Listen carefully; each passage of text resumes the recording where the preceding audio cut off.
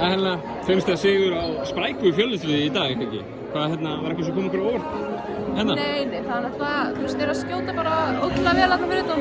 Emma og Íva voru að setja hann vel fyrir utan og við kannski bara aðeins að hjálpa mikið á vitlausum stöðum en þetta var bara hörkuleikur og við vissum að þetta bara erfitt.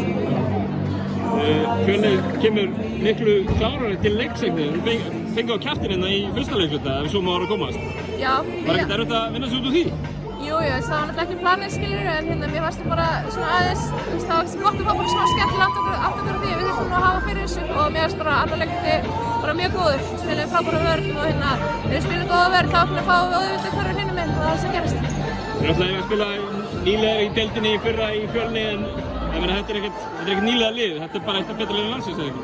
Jú, ég meina það eru með 3 flotta útlendinga og Dagný er komin til þeirra og svo Emma ætlar að spila svona og hún ætlar bara á leiðinni í landsliði held ég þannig að jú, það eru með frábært lið og flotta þjálfara og bara eiga heiðskilið sko.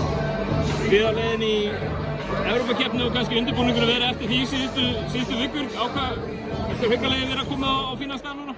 Já, ég held að sé bara frábært að við séum að fá núna 2 leiki bæði miðvikudaginn og í dag, bara hörkuleikir og ég held að það bara hjálpa okkur. Fáum okkur smá pásu núna en svo bara strax á 15 er hún að spila og bara rísa leiki á Ólafsvík en bara ótrúlega spenntar og bara ég held að sé að með ekstra fókusstæðar út af þessu. Hversu gaman er að fá að byrja tímabilið á einum stórum bikar? Það er bara mjög gaman sko, þetta er bara að gera þetta aftur sko. Ekki? Til hamingju. Takk.